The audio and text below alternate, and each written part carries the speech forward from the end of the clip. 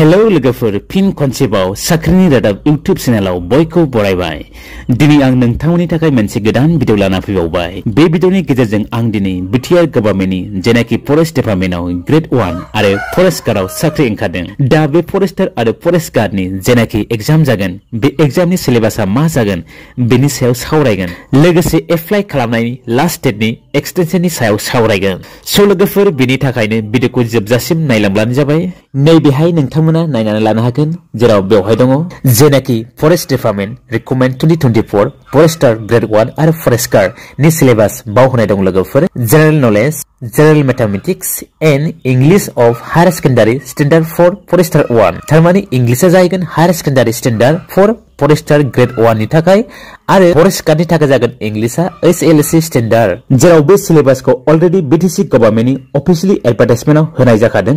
दा नोंथांमोना जेनेरेल नलेजआव बबे टपिकखौ फरायनांगोन बेखौ नायना लाबानो जाबाय। जेराव आं बे साबजेक्टनि टपिक्सफोरखौ आसाम गभर्नमेन्ट फरेस्टार आरो फरेस्ट गार्डनि प्रिभियास इयार एग्जामनि जेनाखि सिलेबास दंमोन बेनिफ्राय लानाय जादों। जानो हागौ माखासे टपिक्सफोरा थालांदों। जुदि माखासे टपिक्सफोरा थालांदोंब्ला अन्नानै नोंथांमोना कमेन्ट्सनि गेजेरजों फोरमायहरबानो जाबाय। दानिया फै जों नायना लानि जेनेरेल नलेजआव जोङो मा टपिक्सखौ फरायनांगोन। जेराव बावनाय दंखायो invention in the world, sports, basic computer, Indian history and culture बिनि सायाव सोंनाय जागोन।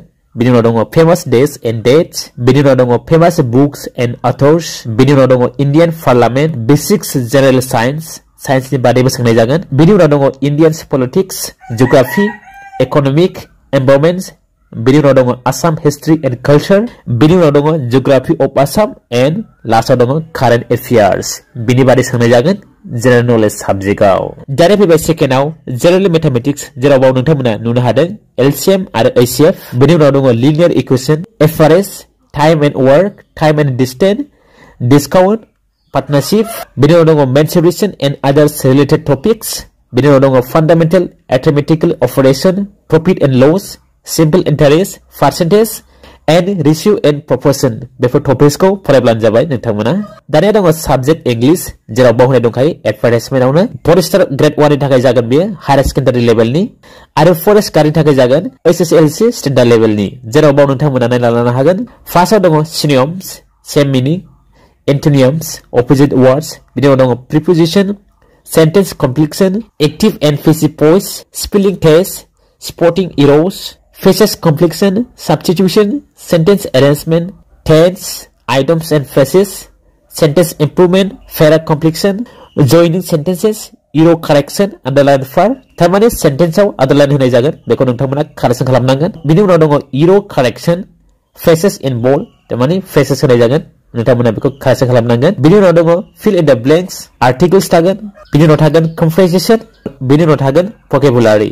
बेफोर गासैबो टपिक्सफोरखौ नायना लाबानो जाबाय नोंथांमोना इंग्लिश सब्जेक्टआव। स' लोगोफोर जेनाखि बीटीसी गभर्नमेन्टनि फरेस्ट डिपार्टमेन्टनि एग्जाम जागोन बिनि जेनाखि सिलेबास बियो बेखिनियानो। नोंथांमोना बिनि सायाव मोजाङै नायना लाबानो जाबाय एग्जामनि थाखाय। दानिया फै लोगोफोर जों मिथिना लानि लास्ट डेट एप्लाइंगनि एक्सटेंशन बियो बारायगोन ना बाराया। जों बयबो मिथिखायोदि बिनि लास्ट डेट एप्लाइंग डेटआ 3 एप्रिल 2024, जेराव अलरेडी एडभार्टाइजमेन्टआव होखानाय दङ। नाथाय मा दायो गोबां केन्डिडेट्सफोरा दिनैसिमहालागै आईपीओ मोनाखै एबा थेजारि चालान दाननो हायाखै, जेराव बिथांमोना एप्लाइ खालामनो मोनाखै। फारसेथिं नायोब्ला बिनि एप्लाइंग डेटआ साननैसोल'सै। दा मा खालामगोन बे कन्डिशनखौ नायोब्ला गोबां केन्डिडेट्सफोरानो एप्लाइ खालामनो मोननाय नंला, थालांसिगोन। दा बे कन्डिशनखौ नायोब्ला गभर्नमेन्टआ थारैनो लास्ट डेट एप्लाइंग डेटखौ बारायना होनांगौ। नाथाय दिनैसिमहालागै लास्ट डेटखौ बारायनायनि जेबो अफिशियेल अर्डार फैयाखै। नाथाय मानसिफोरनि खुगा खोनानो मोनदों एप्लाइंग डेटआ 18 एप्रिलसिम बारायनानै होबाय होननानै। नाथाय बियो बेसेबां पार्सेन्ट सैथो बेखौ आं बुंनो हाया।